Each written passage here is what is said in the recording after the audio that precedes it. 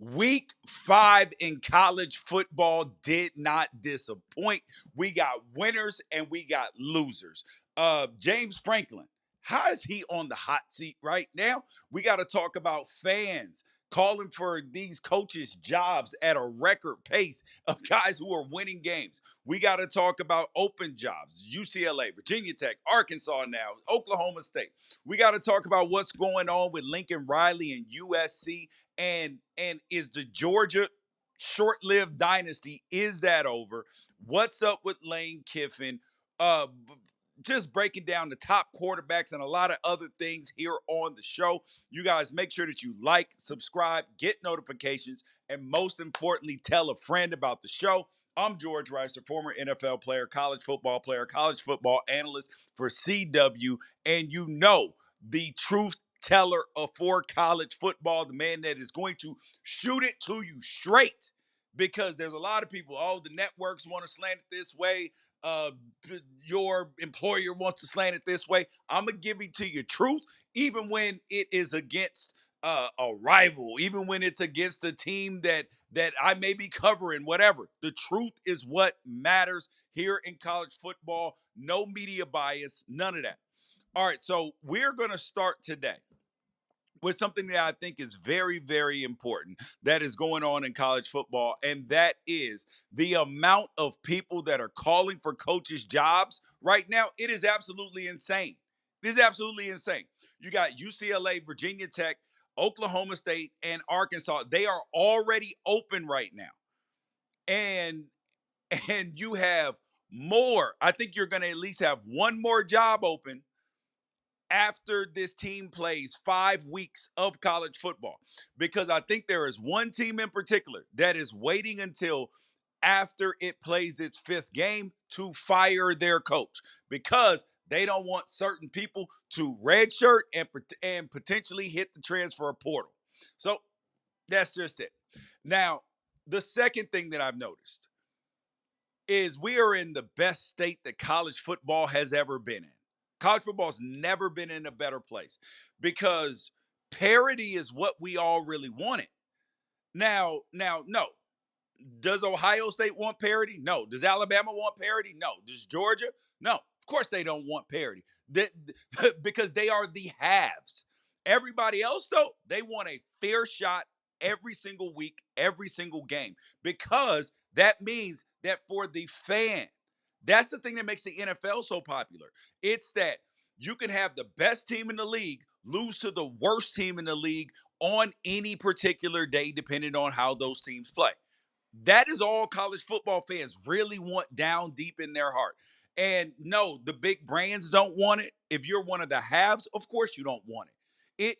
It would be like if you were a billionaire. Do you want everybody else to be billionaires? No, because you're an exclusive club. You can have things that other people don't have, and you can be like, I spend $4,000 on this just to be like, you ain't up on this, because then everybody has the same house as you, the same car as you. You then don't feel special.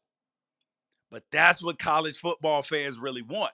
Is for everybody to have that same access to not only the college football playoff, they want to have the same access to recruits, to winning. They want the same access. And that's really truly what people want more than anything else. So this goes back to the coaches that I was talking about. Because right now, LSU fans who've won a national championship fairly recently, 2019, Ed Ogeron, LSU fans, they're calling for Brian Kelly to be fired. Penn State fans in the middle of the game, in a 3-3 game, or it might have been 10-3 at the time, they started yelling, they're booing their team, and they're talking about fire Franklin. In the middle of the game that you could have possibly won. USC fans, they're out on Lincoln Riley right now. Florida fans, they want Billy Napier fired. NC State fans, they want Dave Dorn fired. Kentucky fans, they're just apathetic right now. But the question that I really have for you deep down in your soul is this, is I have established 2 rules for firing a coach. And you tell me if this is going on at LSU, Penn State, USC, Florida, NC State, Kentucky, any of them. Number one, is there a loss of hope? Can can you go into recruiting 17 to 22-year-olds out of the transfer portal and sell them on the fact that the future is brighter than the past, or that you'll take enough money to ignore that? And then the other thing is there a coach that you can guaranteed get that will do a better job? If you fire Brian Kelly, can you assure that your next coach will do better? If you're Penn State, can you assure your next coach will do better? USC, Florida, any of those. You can't guarantee that at the first three places. Florida, maybe because they're not winning a whole lot. Um, Kentucky, not winning a whole lot. Nowhere to go but up. And the thing that generates this is what is going on at Mississippi State. Because in year two, Jeff Levy, all of a sudden you're taking Tennessee to overtime. You beat Arizona State. You're being hyper competitive. Arizona State hired Kenny Dillingham. They weren't doing well. They ran out Herm and everybody else. He's 5-1 versus top 25 teams since he's been there. And he has turned Arizona State around in short order and was in the college football playoff last year. That's the thing that drives fans crazy is that they're looking at other teams have success and they're like, we want that. We want that level of success for ourselves, and you want it every single year. So there is a little bit of, you know, wanting it right now, like kids. I want it and I want it now. I want ice cream for breakfast. Well, sometimes you got to go through.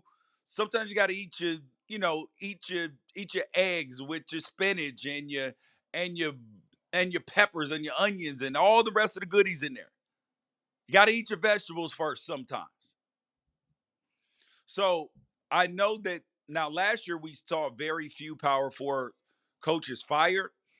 And I said that last year, and that it would be a significant uptick this year because they have a good handle on how the rev sharing is going to work, NIL, and all of that stuff. And this is a hard conversation because everybody wants a brand new coach, right? What does it cost to get a brand new coach? And I know that you're spending other people's money, but what all does it cost to get a new coach? A lot. And because to get the coach that you wanted in the first place, that you were so excited about, the school had to bend over backwards and give him a buyout that is absolutely insanity, that makes no fiscal responsibility sense. Like, why would you hire a coach for $10, $11 million a year? And if he leaves you, he owes you like $10 million. But if you fire him because he stinks or he doesn't win enough, you owe him $70 million. What kind of sense does that make? None, right? But this is the college football landscape that we live in right now. And this has to change on that level. Another thing that I noticed in week 5 in college football is all the pre-complaining. Pre-complaining. I don't like my coaches to complain. I don't like coaches who now there's a difference in pointing things out on the back end. But pre-complaining, I don't like it. And an example of pre-complaining this week was Lincoln Riley. Prior to them playing Illinois, he talked about, oh man, it's the schedule. It's hard. We had the latest kick in college football last week versus Michigan State. This week, we have the earliest kick at 9 a.m. It's a week later, fam. You are supposed to complain about these things in private, not in public. When you get in public, you're supposed to celebrate it in public. If you go win that game in Champaign, Illinois, then you come out and say, man, I'm so proud of my team. We had a tough slate. We had the latest kick in college football last week. Then we had the earliest kick. My team responded. We went out and did these things. Celebrate in public. But the thing that none of these coaches who pre-complain about things will actually tell you is you're actually preparing guys for the NFL. And if you're preparing guys for the NFL, you're going to play in all the different time zones. You are going to play in different weather. You're going to play on Sunday and then have to turn around and play on Thursday. It ain't going to be easy. And that's just the truth.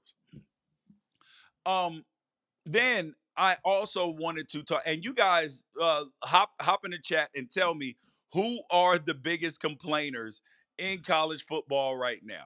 Who are the coaches that complain more than anybody? Because there are a bunch. I think that Lane Kiffin is on that list, and I do believe that that Lincoln Riley is now on that list as well. So the next thing up is these quarterbacks in college football, because we have players that have been resurfacing all over the place and doing well. Think about we just watched Virginia and Chandler Morris just beat Florida State. This is a kid who was at a Power 4 school, goes down to another level, and then comes back up and resurfaces at Virginia with one of the biggest wins in program history. Joey Aguilar over there at Tennessee, JUCO, App State. So a lot of times people think that these five-star quarterbacks are the answer, but that ain't always the answer to winning in college football. It's just like like thinking that everybody who went to Harvard is going to be the best doctor or the best lawyer. Yes, they put out a lot of really good ones, but that don't mean that the best ones necessarily come out of there. They may have gone somewhere else. Look at Diego Pavia, JUCO, New Mexico State, and Vanderbilt, and he's the heart and soul of that comeback over there.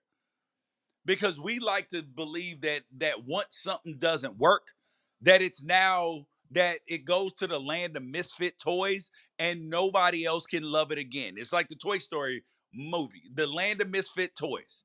And you think that those toys are no good, persona non grata, that they just ew, yuck. When in reality, there is hope and reclamation for them. Look at what happened with Bo Nix at Auburn. Looking real good for him. He looked real good at Oregon, doing good. Turned out to be a first-round pick with the Denver Broncos.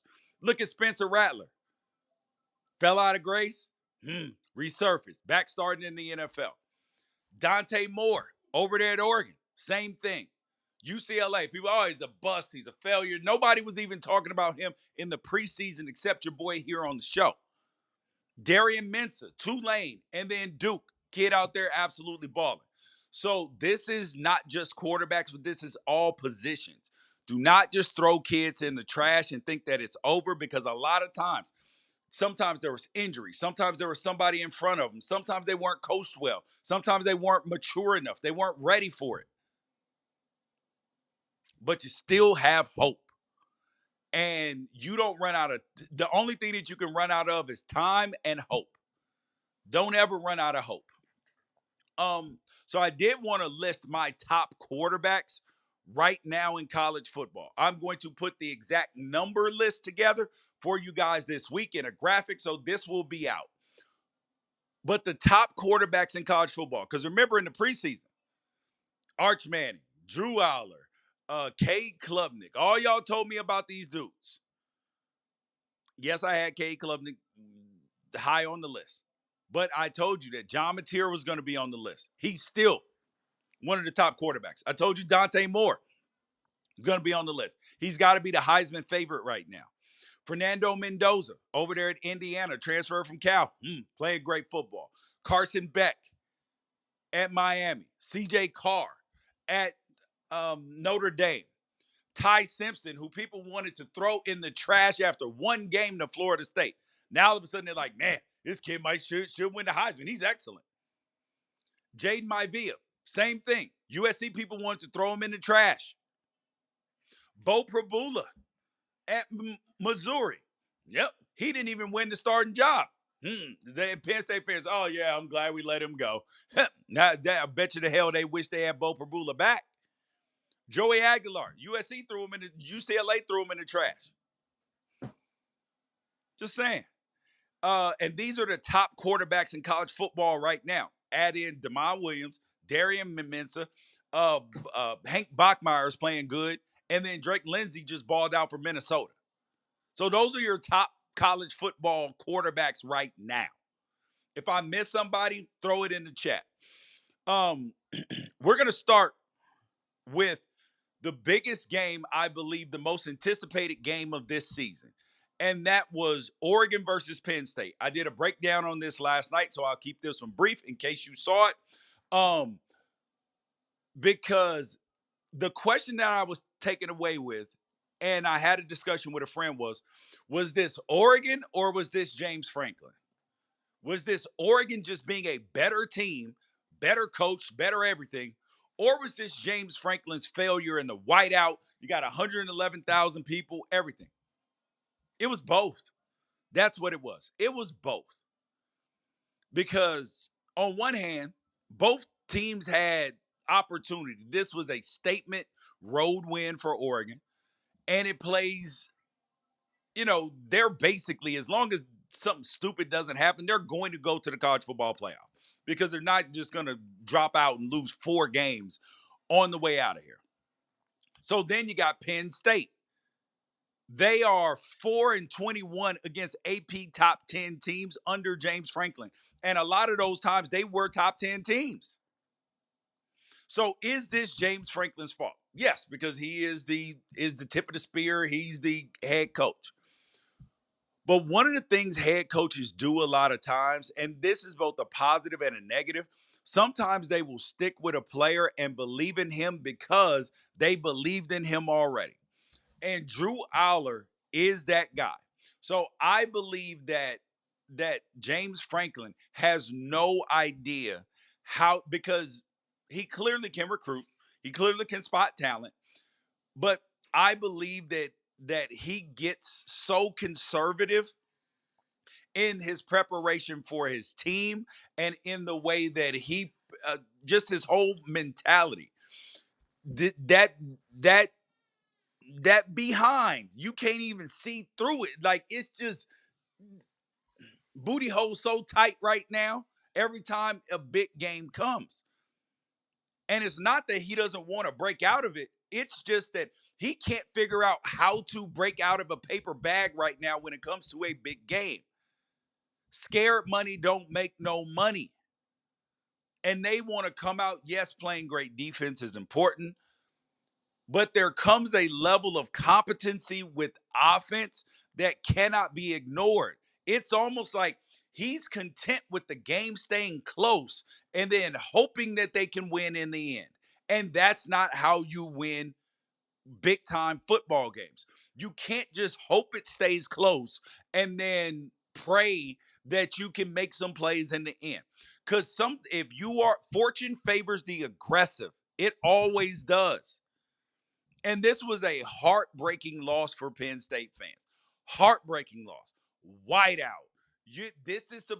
Everything is lined up for you. And remember, I've been talking about this with Penn State all year. Everything is lined up for Penn State. 3-year starting quarterback. You just portal wide receivers that you're not even using again. You have marvelous players on defense. You've got a great defensive coordinator in Jim Knowles. What more could you possibly want to need? Because if you can't win these games now, it ain't going to happen until there is a mental breakthrough. He needs to go see a sports psychologist, a coach psychologist, something else. Because right now it is mental. It has nothing to do with his actual players besides needing a quarterback. But there has to be something wrong with what James Franklin is doing in terms of either player evaluation. And remember, head coaches coach coaches. Either player evaluation, coach evaluations of players, or the way that they're being coached. Because James Franklin is content to do this like Colt Nicky, trick, smoke and mirrors. Like, everything's got to be smoke and mirrors. That's not the way you win big time football. When is the last time you saw a national championship team run an offense like that? Maybe Cam Newton, maybe. And that was back in 2010. Maybe that's the last time that we've seen that. Aside from that, yes, you're going to have some trick plays, some design things and stuff like that. But you can't be trying to uh, as Scott Van Pelt pitch you woo woo your way to wins. It just don't work like that.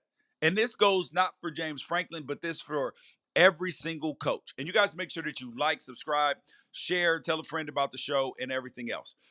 All right. So and there is nothing worse in life than to come back and lose. That is a heartbreaker. But on the Oregon side, I believe that this was they got up for 17-3. They relaxed a little bit. And that goes to speak to a young team doesn't know how to close. And people were like, well, even if Oregon loses, this will be their grow up opportunity. You are right. Their grow up opportunity. And except for they grew up with a win. So I believe that this is going to propel them when it is time to close other games. No more penalties. No more letting up, keeping that same energy all game. And Dan Lanning's aggressiveness is crazy because there's only been one team in the last 30 years that has defeated an AP top 5 opponent while converting 5+ fourth down attempts. And that happened last night with Oregon. All right. Now, I want to go to another really good coach, Kirby Smart, playing against another really good coach, Alabama's Kalen DeBoer. And remember, Alabama fans, they have wanted to punt Kalen DeBoer to the sun. These are the same people who just a few weeks ago, their fans were talking about this. I tell you exactly what I'd do with the first $70 million. I'd pay off Kalen DeBoer and get him the heck out of the University of Alabama, and then I'd take whatever else it took to get rid Their of fans the AD. were just talking about using the buyout money to fire Kalen DeBoer. Just talking about this. So, Alabama fans, y'all got to settle down a little bit, fam. Y'all got to settle down because it is A-okay. All right, so Kirby Smart has not won this game very many times. What are they like? He's 1-8 now versus Alabama, but he's got 2 national championships. This feels a lot to me like Ohio State with Ryan Day and Michigan. He ain't beat Michigan, but he did win a national championship last year.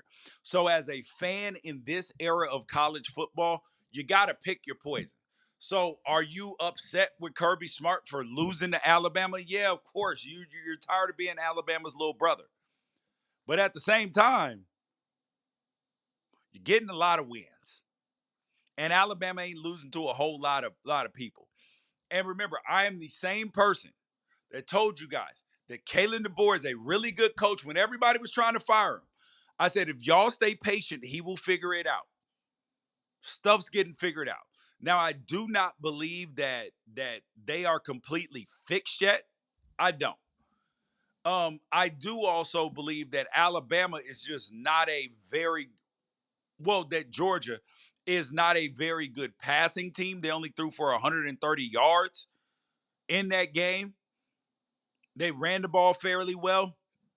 But I also don't believe fully in Alabama yet. I don't. I think that they are a good football team, but we still got to see, what's coming down the pipe. But I am starting to be like, okay.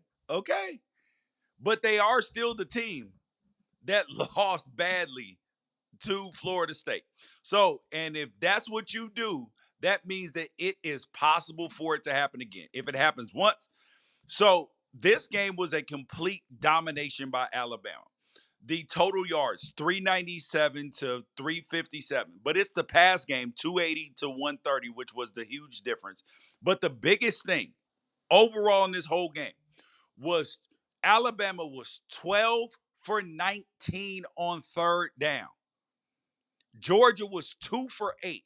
So that means that you are running so many more plays than the opposition, that you are moving the sticks. And that's what Kalen DeBoer wants to do. Get first downs, and those will turn into points. And once you get impatient, then things will open up for you. And when I was watching this game, I was like, damn, when was the last time before this season that we have seen a Georgia defense that was just mid. And that's a credit to Kirby Smart. If we're being honest, when was the last time? I can't even remember in the Kirby Smart era. But this team is not strong tacklers, giving up 6 yards per play. And in the rushing and in the yeah, that's not gonna cut it. 6 yards per play. It's bad. And like this Georgia defense, they don't look like they look completely devoid of special type playmakers. And they getting carved up in the pass game. And dudes are wide open at times. This is problematic. And Kirby knows what he's looking at. He's like, okay, okay, we got to get this fixed. Because they do have a standard, but this is exactly why college football is so special right now. Is because you're going to have the powers that be have years where they can get beat, where they are vulnerable. And then the coach is going to have to fix it quick. And I love it because the real skill of coaches is going to be shown. And it is not just going to be with who has the most money, it is going to be which guys can instill their culture and make it last. But speaking of Alabama, we got to talk about Florida State for a quick second because Florida State lost to Virginia in overtime, and I got to give credit to the winners because Tony Elliott, huge win. He has gotten himself off the hot seat. It's his fourth season. Looks like he's figured it out.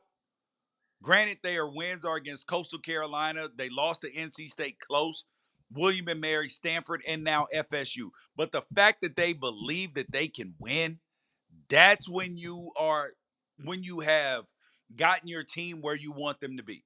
When they believe every single week that no matter who they are on the field with, they are going to win or they have a chance to win. Just saying. And I believe that Alabama win gave Florida State way more clout than they deserved. That people, oh, this might be the best team in the country. Well, I didn't rank them that high because excuse me, Alabama into the season I said Alabama was gonna miss the college football and it's a rat poison game to me.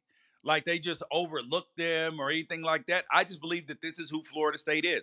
They are a good team, but and that they can beat really good teams. Like Alabama may be a really good team, beat Alabama, but they are not capable of playing at that high level week in and week out. That's what you're going to see more of with these teams. And I love it. This is great for college football. It is great when you don't know who's going to win. It is great when you can't just say, yeah, that team's going to win the national championship. They're the best team going, blah. When you know it's going to be a dogfight every week. I love it. But I wanted to give a shout out to Deuce Robinson. USC transferred down to Florida State, 9 for 147 and a tutty. Big man. Big man do good. Big man do good. All right, man. That kid is a matchup nightmare. I know he regrets not catching that ball in the end zone, but, life happens. We got to talk about Ohio State. And, we got to talk about Ohio State and Washington, 24-6. Now, when I was watching this game, I honestly was kind of bored. I was like, bro, this is a snoozer, bro. Like, oh my gosh. Like, it was just Ohio State won this game by leaning on Washington. It would be like me, 275 pounds of me, leaning on my wife. She might be able to hold me up for a minute, but eventually the weight's gonna get a little too heavy. And when the weight gets a little too heavy, it's gonna fall. I'm gonna fall on her and crush her. That's exactly what Ohio State did to Washington. This was not a decisive offensive victory. In fact, Ohio State's offense is nerfed right now, and we'll talk about that for a second. But this defense, they are fast, they are physical. They only allowed 234 yards, with 1 for 11 on third down to Washington. They contained Damon Williams, who's a little jitterbug. They contained the running back, Jonah Coleman. Damon Williams only had 163 pass yards, and Coleman had 61 rush yards, and Washington only averaged 2 yards per carry. And Caleb Downs is an absolute monster. This Ohio State defense is carrying this team. And I was concerned about this Ohio State offense after the Texas game, because Texas outgained them, everything. So the question is, what are we supposed to make out of them? Now, I believe that Jeremiah Smith, he feels like a threat right now because you see how physically dominant he is and everything else you saw last year. But that's it, because there is a governor on this offense. So my question is, are they protecting Julian Sayin, who's doing a good job back there and just letting him ease in until there's a moment where they gotta unleash him and let him go, letting him get comfortable, not making him, have to chuck the ball downfield and potentially throw picks and all that. So are they protecting Sayin and intentionally putting a governor on this offense? Or do they not trust him? Or the third thing is their new offensive coordinator, Brian Hartline, is he feeling his way around? Now, you don't get to take your lumps at Ohio State. So my question is, when Ohio State gets up against somebody where they have to actually put together some competent offense, how is that going to work? Because they got Minnesota this week. Then they play at Illinois, at Wisconsin, and then Penn State. It feels like they can win playing the same way that Oregon did, and not necessarily any big plays. Just lean on them until they break. At Purdue, UCLA, Rutgers, and then Michigan, that's going to be tough. So it doesn't feel like a lot of spots where this offense is going to have to make inroads. But at the same time, they do have to get better by the end of the year, because this relying on your defense and not being explosive offensively, that's not going to work. It is not going to get you another national championship. Might get you through the Big Ten and into the college football playoff, but you ain't going to be able to win like that. But the good news for Ohio State is you don't have to be playing your best football right now. Now let's talk about Washington for a minute, because I've been hyping Washington up. Everybody knows they were my preseason top 25 when most people did not believe. I still look at this team and I was like, yo, that's a good football team that Jeff Fitch is putting together. Are they ready yet? No, they're not ready to go to college football playoff yet. But are they trending in the right direction? 100%. 100%. Because there's a lot of teams that would have got ran off the field. But Ohio State just had too much. This was a Jimmy's and Joe's game, and they had too many Jimmys. You get it. Now we got to talk about, so I'm still high on them. Now we got to talk about some LSU situations for a minute. What's going on with this man, Mr. Brian Kelly? Because I am of the opinion that with Mr. Brian Kelly, that there are times where he does not take credit for his team not playing well. Because remember, prior to the year, he said his quarterback, Garrett Nussmeier, he needed to run the ball more. Then at the beginning of the season, Garrett's got to play better. And now their story is, listen, nobody's at fault because everybody's at fault. Coaches got to coach better. Players got to play better. Everything else in between. The blame is rarely on him. He's the leader of this operation, and this offense is not doing a good job. They just lost to Ole Miss 24-19. And yes, the game was in Oxford. Yes, it's a road game, all of those things. But this LSU offense is not good right now. It is not good. It is actually, honestly, it is problematic. It is problematic. And if you are a LSU team, that Clemson win and that Florida win, doing a lot of heavy lifting right now. And it doesn't mean because you do not have a bad team by any stretch of the imagination. Your defense is doing a good job. They were able to, yes, Ole Miss ended up with 480 yards, 314 pass yards, but part of it is because your offense was 2 for 11 on third down. And then Ole Miss was completing at almost a 50% clip, 4 for 17. This is the issue, is that Brian Kelly, who was known for having some really good defenses, but it's been the offense that is doing really well since he had been there with Jaden Daniels but now it feels like you're like, we don't know what the identity of this team is. And he was so elated and so happy after that Clemson win to get off the snide. We don't just lose our first game. He focused so much on that one game that you lose sight of the big picture. And think about that in life, because we all know people when you get singularly focused on one particular thing and then you lose track of everything else. Like here, I'm focusing on George Wrighster's Unafraid Show college football podcast, focusing on that, growing that. But if my kids, they going out of control, their grades not going well, stuff's not going well in sports, but I'm completely ignoring that. That's kind of what we're going with Brian Kelly. He got so focused on that one thing that he lost focus of what was really going on. It was just we completed the goal. We beat Clemson. Then you got happy, and you weren't paying attention to all of the warts that I could see. This is why when people were like, Clemson, LSU might be the best team in the country. No, not even close right now. They are not even one of the teams that I believe can win a national championship right now. Now on Ole Miss side, because we got to give credit to the winners.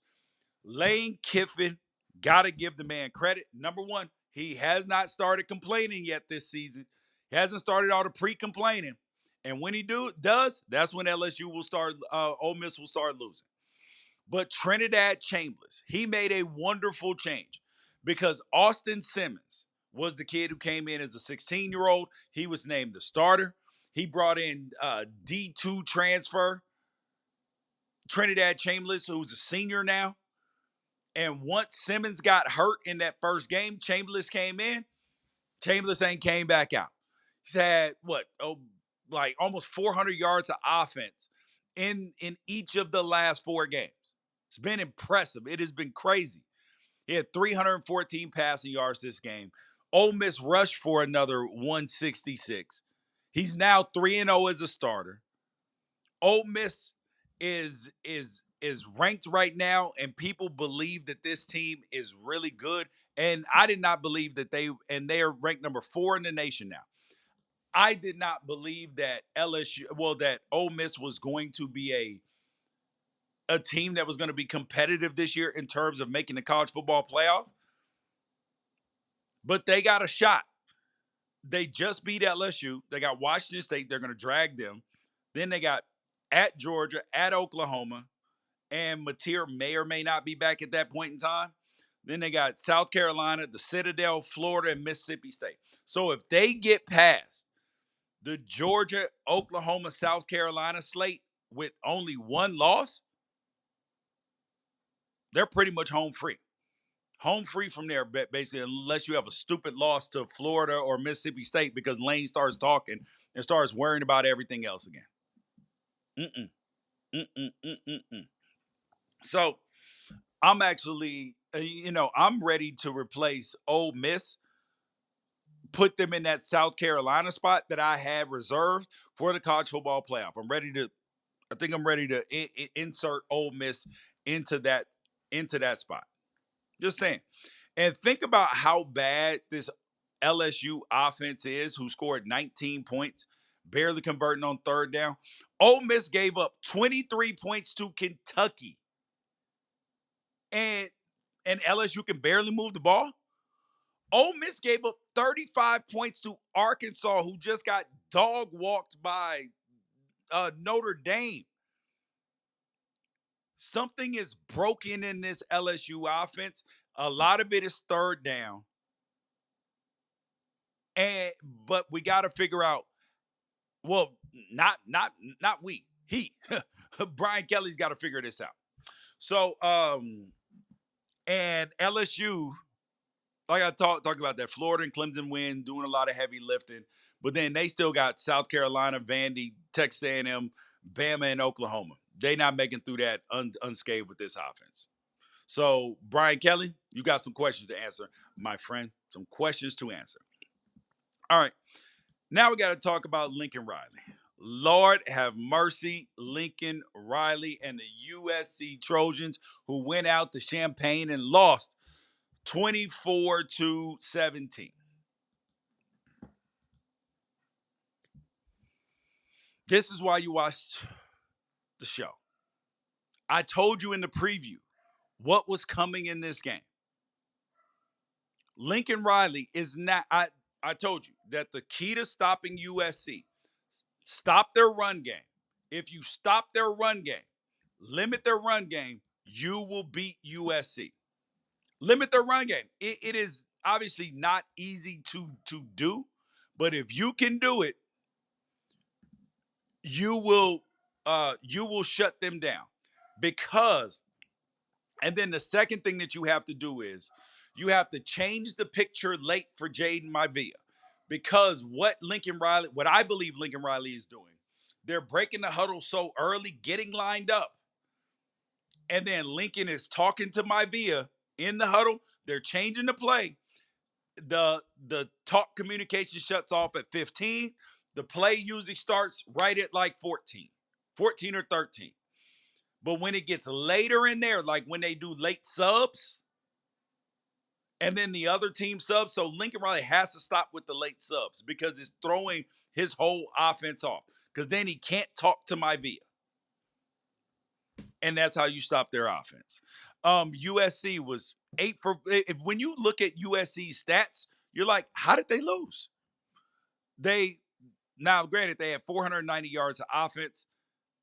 They gave up 502, 364 passing to 331 for Illinois. Rush yards, Illinois had 50 more, 126 to 171. USC had 8 penalties to 5. Third downs, 6 for 10 for Illinois. 8 for 14 for USC, so well over 50%. USC was 4 for 5 on fourth downs. So that means that Illinois was putting them in positions to go for it. That they were getting them to those fourth downs. They just couldn't get off the field. So think about this. USC had an excellent offensive output, except for that running game only got limited to 3.7 yards per carry. That's it. You limit the running game, and then they can't, hey, pink elephant, hey, look over here, and hit you with that misdirection stuff. They can't do that. And this is where Lincoln Riley struggles, because we have been asked and begged. I've had USC fans in my mentions all week. George, you're just a USC hater. This is why you don't give us credit and all. Like, number one, you hadn't beat nobody so far this season. And they're like, how could you pick Illinois? They lost 63-10. Illinois is still a good football team. And I knew that they would prove it, because that Indiana game, watching the film, they got lined up bad. They were out of place. And then stuff just snowballed. And this Illinois offense is not a comeback offense. They get down 14 points, game's over unless they get turnovers. It's a burrito. But Lincoln Riley, his defense, he's not a defensive guy. He's an offensive guy. And the way that, and Nick Saban talked about this, if you are going to be a high-powered offense kind of guy, you have to also make your practice conducive for physicality.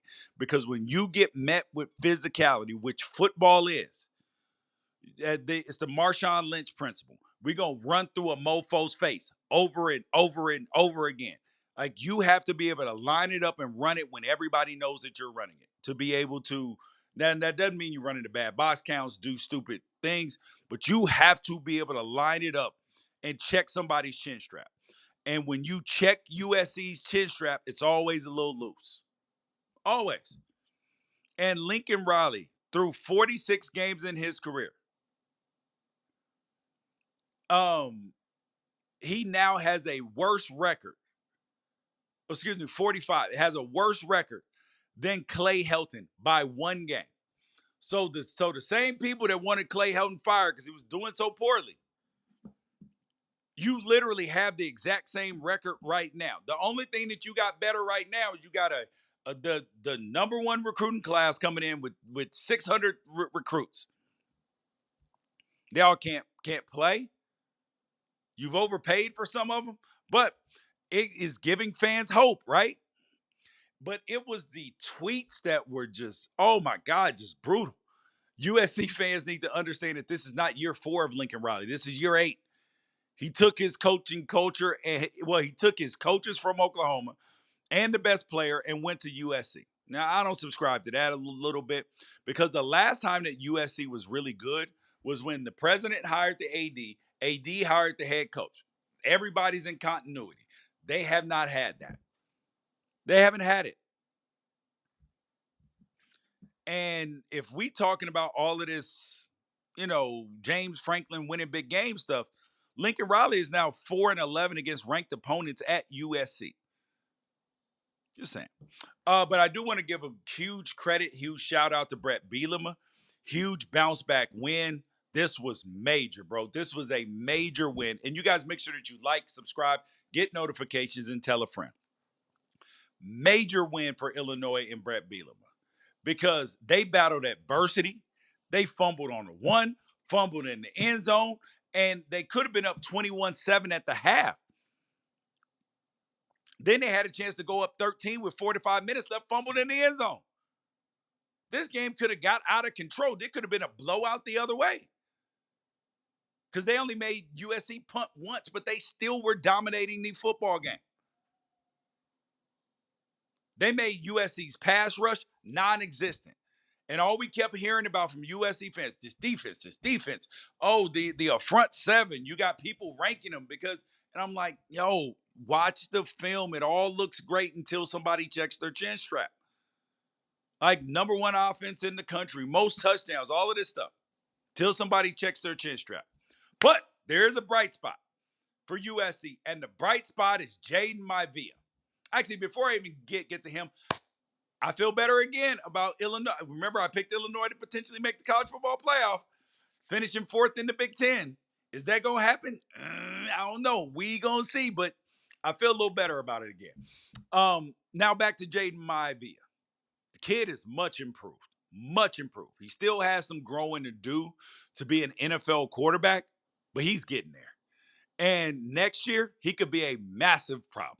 He finished this game 30 for 43 for 364, 2 touchdowns and a pick. Yo, his touch, like, some of these throws are just incredible. And now I do wonder if the windows are going to be there against better teams, against better defenses. But he's making better decisions, everything. And Mekhi Lemon at wide receiver, Lord have mercy. 11 for 151, 2 touchdowns, 2-point conversion. The kid is special. And USC fans, they're calling for Lincoln Riley to be fired and all this stuff, dealing with the same thing. I would not be too excited if I were them because the upcoming slate is going to test your chin strap again. Michigan this week. Chin strap is getting checked because they're going to run the ball down your throat unless you stop it. Notre Dame, going to check your chin strap because their head coaches checked theirs. Oregon, you better put on 2 chin straps if you watch that Penn State game. There's no way Lincoln Riley's team is holding up to that level of physicality. Nebraska is more physical. Those are all potential losses. So, hey, he better tighten it up. Because, just saying. Speaking of checking chin straps, though, Iowa and um, Iowa and Indiana, 20-15. So Iowa just like everybody thought that Indiana was going to troll up into Iowa and run them over after they just dump trucked Illinois last week. No, sir. No, sir. And you know why? Because Iowa, number one, is a hard place to play. And number two, they are going to check your chin strap. And Indiana, they were coming off a high. And what I've told you, what is harder, success or failure? Success is harder. Because when you have success, start eating good. Man, it's hard to get up and do all the workout and everything that you did grinding on 1,000 count thread sheets. Just saying. But this game came down to two separate things. And this is not just about Iowa and Indiana. Think about this when you're watching teams play. There were two contrasting styles. And in life, what do people always tell you to do financially? Diversify your portfolio. Have some stocks and bonds. Have some real estate. Maybe have some private equity if you can get in somewhere. Invest in a business. Invest in collect something. Diversify your portfolio. Well, here's the thing. Indiana, they can win a close game. They can run the football. They can play power. They can throw it with the Indiana has multiple ways to win a football game. So think about this when you're judging matchups. Indiana, multiple ways to win a football game. Iowa has one way to win football games. Run and punt football. We got to be able to run the football, play good defense. We can't throw it to save our life. We couldn't throw it if our life depended on it. And I know Gronowski got hurt, but it wouldn't have mattered if Gronowski was in or not. But overall, credit to Iowa though, they did throw for 192 yards for like they're getting close to breaking 200 yards this season. Keep it up, Iowa. But they have less ways to win. And this is exactly why you can't transitive property in college football and why you can't overreact to outlier wins because you always have to account for they got happy factor. And Indiana got drugged down into the deep end and almost got drowned. But I will say, give credit to Indiana. They are, of the teams, in the last 30 years to have 1,300 yards passing, 1,300 yards rushing, and two or few turnovers through 5 games of a season. That's it. One team. That's Indiana, baby. So good on them. Good on Fernando Mendoza, who's absolutely balling, one of the best quarterbacks in the league this year. And Iowa, get some damn offense, man. That ain't good enough. This throwing the 2-minute drill you tried to run was pitiful. You're so much better. You're a good coach, Kirk Ferentz. You just have to change before the game runs you over. All right. Now I want to talk for a second before I get to the rest of these games about the rankings because the polls came out today, and my poll will be out on Tuesday on the live show. So make sure you guys are back for that on Tuesday evening. So you have the AP poll is out and the ESPN FPI. Now, I am usually consistently frustrated about ESPN's FPI, but I got no, like, I'm starting to, like, I don't buy it, but I understand it and it's less annoying to me. But it does annoy me when you have like Texas at 4, Alabama at 3, but Alabama just beat Georgia, so of course they're going to get an overreaction. But they loved Alabama already. Notre Dame at 6. People are like, this is a 2-loss team already. Blah blah blah. Listen, SC at 10. It feels weird, right? But when you look at some of these teams, right, the majority of them are just what I said. They have multiple ways to win. Oregon can beat you with their defense. Ohio State can beat you with their defense. They both it beat you with their offense. Alabama can beat you with their offense. I mean, they shut Georgia down passing, so I guess on defense some. Texas, we ain't even sure about. Indiana's proven that they can win multiple ways. Notre Dame has proved they can win and lose multiple ways. Georgia's just very talented. Ole Miss has been winning games against good competition and looking impressive, like in terms of dominating the game flow and not having to come back from behind. Miami has been dominant. Michigan, multiple ways to beat you. So that's the thing that I want you to pay attention to with the FPI is that it does give you a good indication of teams that have multiple ways to beat you, not necessarily the best teams. But now let's look at the AP poll. Now, I'm not mad at 1, 2, 3. I believe that these are the four best teams, the three best teams in college football right now. Where my disagreements come in, Texas at 9. Texas has not shown us anything on earth that to make us believe that this is the ninth ranked team in the country, the ninth best team in the country. Now, might they be at some point in time? Sure, right? But not at this point in time. But aside from that, you ain't really gonna get no argument from me about the AP because this week was honestly one of the toughest weeks for me to do my rankings. One of the toughest weeks to do the rankings because, and you know whose fault it is? Number 18, Florida State's fault. Because you got Alabama who lost because I believe that you have to acknowledge what happens on the field. Florida State beat Alabama week 1. It's week 1. Teams had the biggest growth from week 1 to week 2. So week 1 is not going to carry the most uh, like definition for me in terms of the quality win, schedule played, and dominance, the three things that go into the George Wrighster poll. And then you had Florida State just lose to Virginia. And then you had Alabama beat Georgia. So now you're sitting here trying to figure out if you're an AP voter, where the hell do we rank them at? Because we got to put Alabama behind Georgia right now. So which they did. And then you got to figure out where you put Florida State because Florida State beat Alabama, but then they just lost to Georgia. So then that makes them worse than Alabama right now, right? Exactly. So it is a hard job as the parity comes into play. So good luck, my friends. Good luck and Godspeed.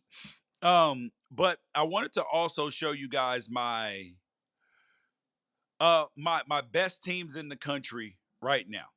I believe that these here are the four best teams in college football right now. You got the Oklahoma Sooners, one of the four best teams, and I think that they're 4 right now. Now, granted, John Mateer is hurt, but he will be back at some point in time, and this defense is really good, and they are one of those teams that can beat you in multiple ways.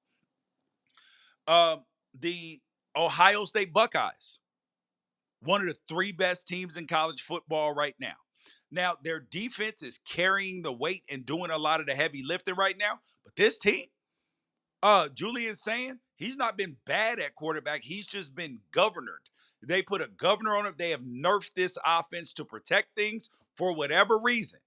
But we won't know truly what Ohio State is until they're forced to get out of that shell. The Miami Hurricanes. They have been dominant at every single level. Their offensive line is really good. But we're gonna see what happens to them when they play Florida State this weekend, because I believe that them playing Florida State this weekend is the worst thing for them, because Florida State, after just getting embarrassed by Virginia, they're gonna be hungry. And then the Oregon Ducks, clearly winning the Happy Valley on the road, hostile environment, whiteout, young team, went out there and won. And in fact, they dominated, even though the game went into overtime. Anybody watching the game looked like Oregon was clearly the best team on the field, and they almost choked it away because they had to learn how to win. So there it is. Now,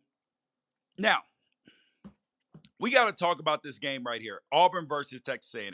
16-10.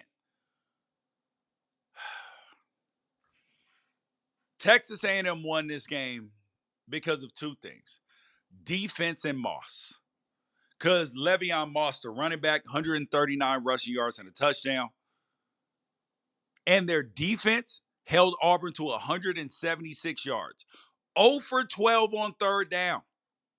Yes, you heard me, 0 for 12 on third down. But when I'm watching this game, and I believe that Mike Elko has done a great job with this team, he's gotten them to believe. But when I was watching this game, this was not high-level quarterback play. Marcel Reese has improved dramatically. He still has to improve as a passer. 15 for 22, 207, no touchdowns and a pick. And it's not the yards, because there are people who throw for gaudy yards that aren't necessarily, I mean, they're in good systems that are conducive to that.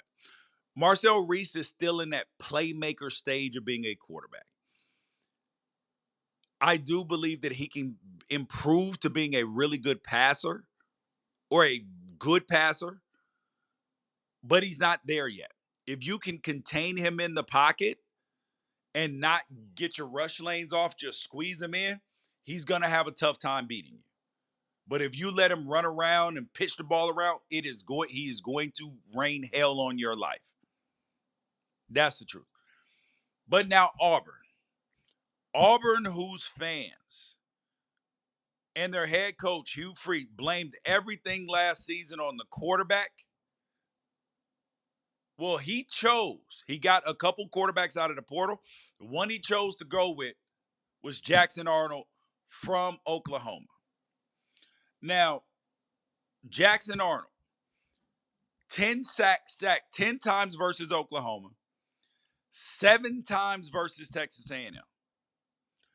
I looked at the film. Jackson Arnold is responsible for the majority of these sacks.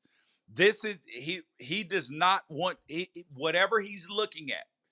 It is not clear to him. He doesn't feel safe. He does not feel comfortable throwing the football.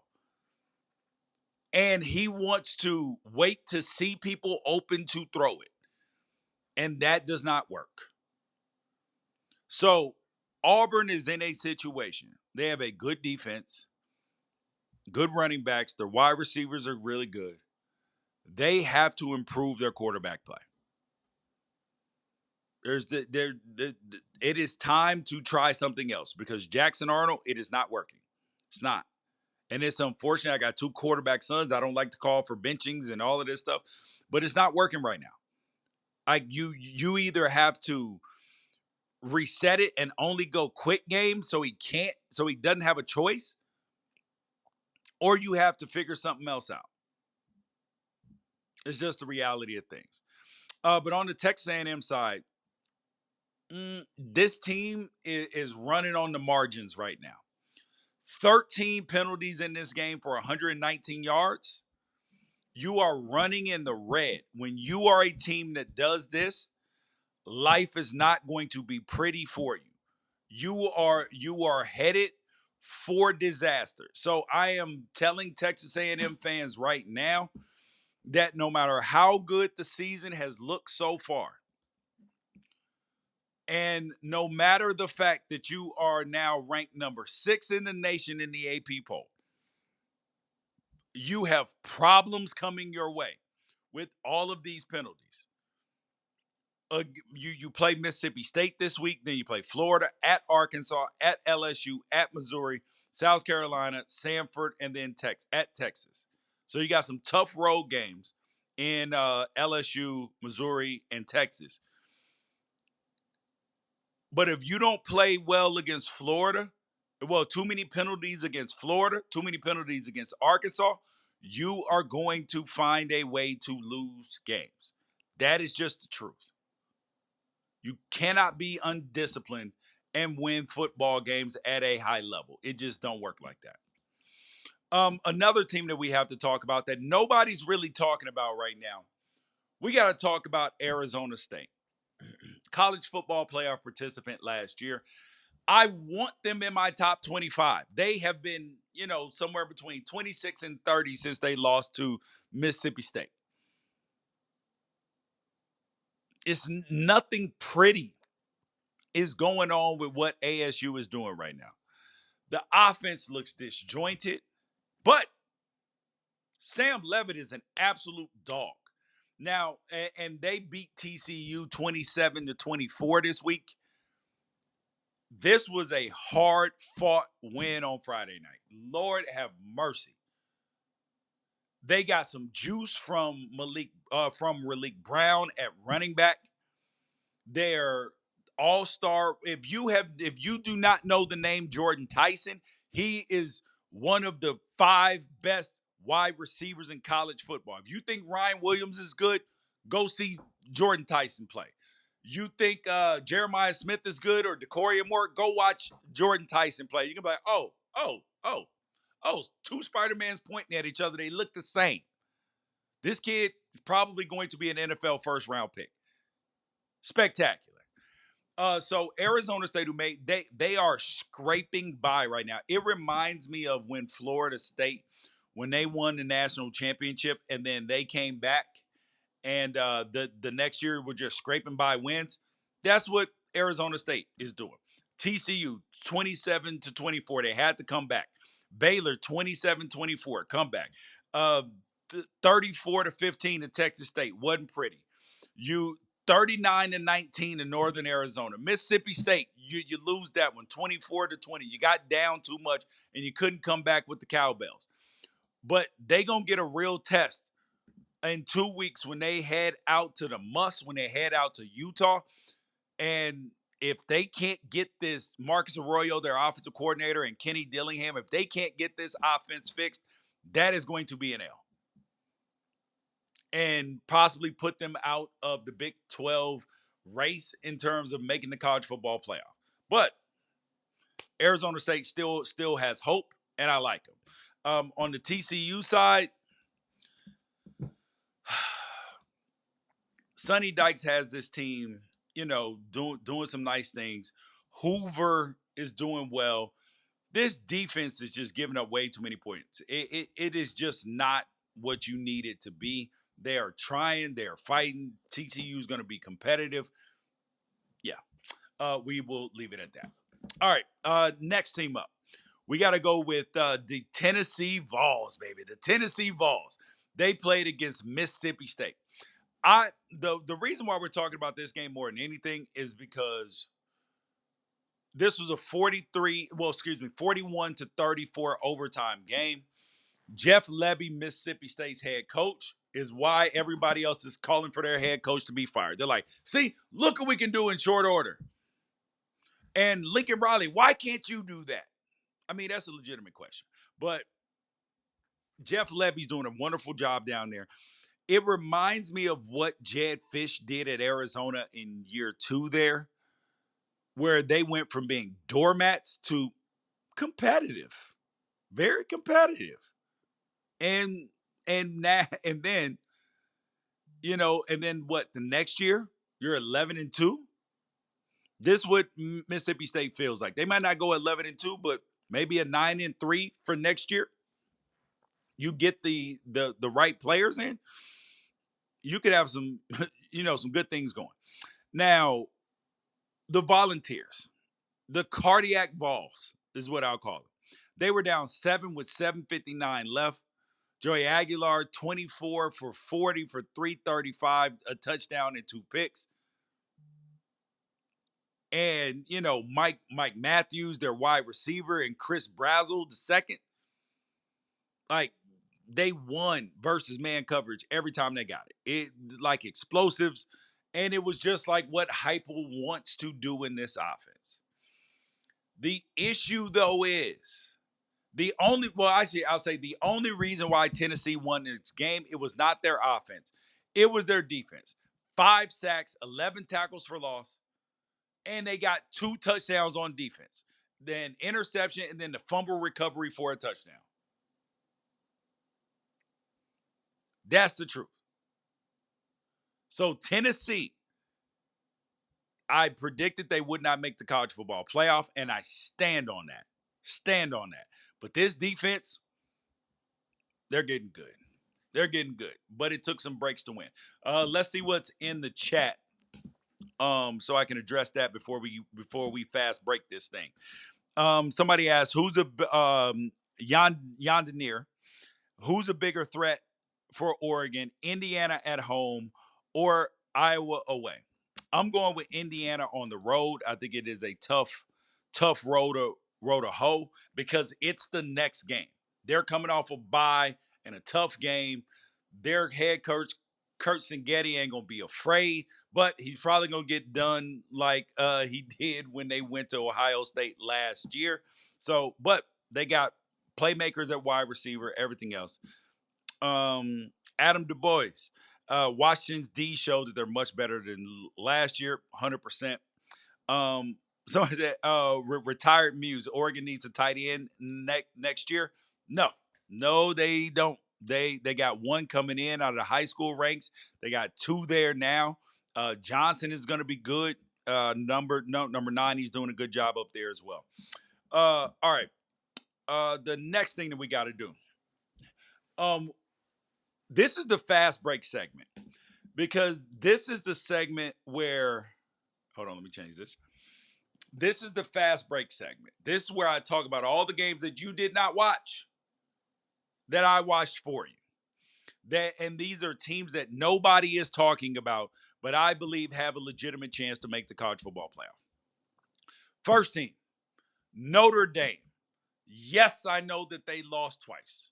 One of them is to a team that I had ranked number 1 last week in Miami. This is a good football team.